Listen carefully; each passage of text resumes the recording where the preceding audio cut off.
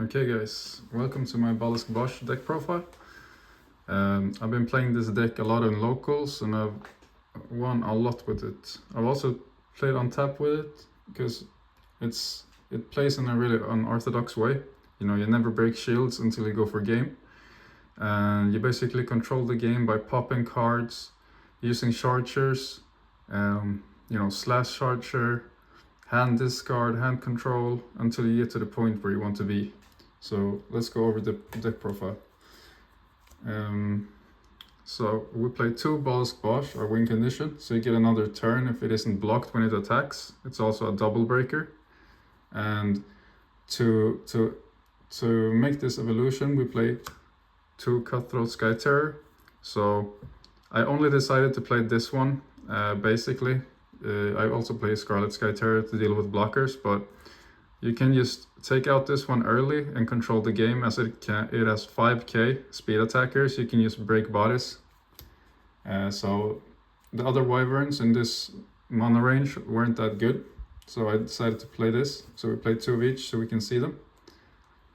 Then to ramp and control the game, we play Volcano Charger, we play Crimson Hammer. So they both do the same thing. So you destroy one of your opponent's creature that has 2k or less. And then this one is a charger, so you get extra mana, and this one is not.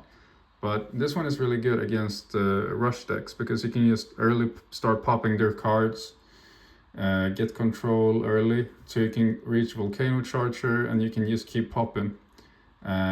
Also, they are very good because most cards that are staples, like Aqua Hulkos, Bronze Arm Tribe, Emerald, cards like that, you can just pop them because they often have 2k or less. So that's why I decided to play a lot of these. We have ways to deal with monsters with greater attack, but I'll go into those options later. And then for some cards for hand control or Cloned Nightmare, I'll go over also like the turn 3 plays, because we don't have a lot of turn 3 plays. We can pop with Crimson Hammer, we can play Clone Nightmare. But if you get this out early and you start controlling the game, you can just start discarding your hand size, because when you use one of these, when you use the other one, because one is in grave already, you can discard 2 cards, then 3 cards, then 4 cards, so it's really good for 3 mana only. And sometimes if you meet a discard matchup, which is one of the hardest matchup free to meet, if they discard this one to your graveyard, you already got it engraved, so you can discard 2 at once with the next copy. That actually occurred once. Then we play 4 Crystal Memory. This one is one of the best cards in the deck, because you can basically search whatever card you want. You don't even need to show your opponent. And we play Emerald in this deck, so you can set this as a shield trigger. And we play a lot of 1-ups in our deck because we have this. It's so good.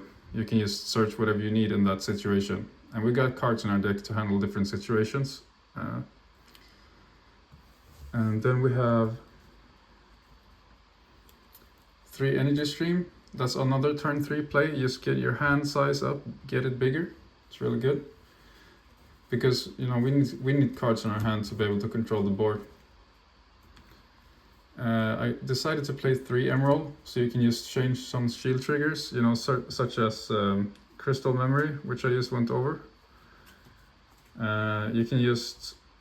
You basically set one of your high impact shield triggers into the shield zone, and you recycle your hand along with draw power. It's really good. So another card to control the board even more, and you can even crash this card into Bronze Arms and stuff like that. So just good.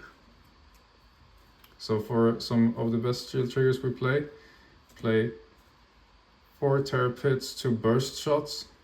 Burst Shot can come up sometimes, that's why I play 2. You can also charge this if you don't want it in your hand. Terror Pit, really good. Of course we gotta play it if we play Dark. And in most matchup it's good, but in some matchups where you actually they have protection but you gotta pop it, it isn't enough when you just tap it with Holy Awe. This one is really good. Like this is one of the outs to our boss monster actually. So if we hit a terror pit and they pop our card, you know, we can get one more turn, but what will we do afterwards? So that's some for the shield triggers. Of course, we have Crystal Memory as a shield trigger, which I already showed you.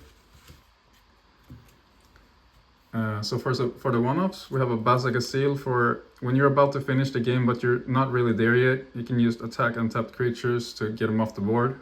Also, if you need to go for shields, this one can attack them. In the format I'm playing, we're playing one Cyberbrain, so it's just a shield trigger draw 3, so even more draw power. We have one Thrash Crawler, so we can recycle cards that we said in our mana early game if we need to. Also, it's a blocker, so you know we have some protection depending on what matchup we face. It might, you know, control the board. We have one Lost Soul that we can search late game. If they have a, you know, big hand size, just discard it all. In my format, we also play one Core Ride, so I'm just running it because it's a good removal. Here's the other Armored Wyvern we're playing that we can overlay on. So let's say you're in the late game, but you don't have Cutthroat, you know, you use pop all blockers, and then the next turn you can go into your Balesk Baj. We play one Apocalypse Vice, you can search this.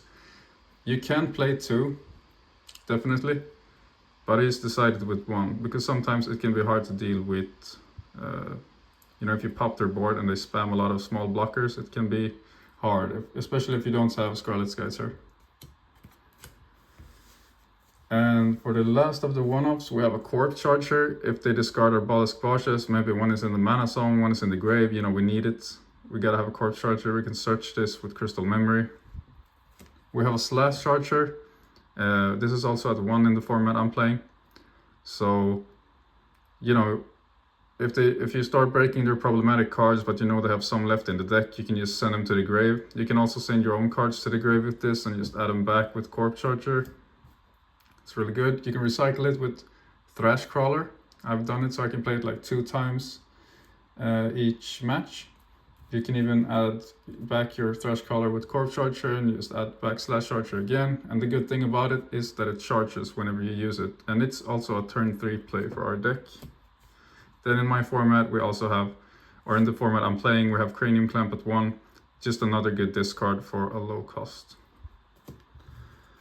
So let's go over what the deck wants to do. So, you know, yeah, basically early game you just try to pop their cards, try to remove them with these. As soon as you survive the first turns, you can start using, you know, Clone Nightmare, start switching your shields with Emerald, you know, draw into more cards. So early game is basically just try to get your Clone Nightmare into rotation, but I would play Energy Stream before this if I had both on hand. You know, Cutthroat to remove problematic cards, pop cards, you know, charged stuff. You know, pop and charge. As soon as you reach into the mid game, if you know they have problematic cards and you draw a Terror Pit, you might want to save it on hand to pop them. You know, start using Crystal Memory for maybe your you know, whatever. If you need one of the pieces for the Balesk combo, you know, if you notice they play a lot of blockers, just search Sky Terror, search Vice. Whatever the situation is, depending on the matchup, search Balesk Baj. You have a lot of options. And you can also, you know, you can just try to control your hand even with Cranium Clamp, Slash Charger. This is also a turn 3 play. So let's say you don't draw any of these, you can just use Slash Charger. Maybe you have one of these, you know. Let's say you have 5 mana, charge 1. Or, yeah, you have 5 mana. You just cast this, you get it as a mana, and then you can play an Energy Stream, so it's really good. Yeah, I've seen a lot of Balesk Baj decks, but they usually don't perform that good, but this one is crazy, I'm not gonna lie. To be honest, like, at least I've been facing a lot of Rush decks. I can definitely compete with them. As I'd say I win 50 to 75% of the times against the Rush decks. Against other control matchups, this is just really good. I think discard is a weakness for this deck. So what I've done to play around discard is just try to keep like a medium size to large hand size if you can. So when they discard your cards, if they don't have Lost Soul, maybe they have one of the, you know, the trains, the discard one or Ghost Touch. It's a less likely chance that they hit your things that you actually want in hand. And sometimes they hit your Clone Nightmare, which just gives you value when you use your next one, because then you already have one in grave. So yeah, I think it can compete with some of the rush matchups, just because you have your burst shots and you have very high impact shield triggers. You have your cutthroats for removal, you have your, you know, Crimson Hammer, Volcano Chargers.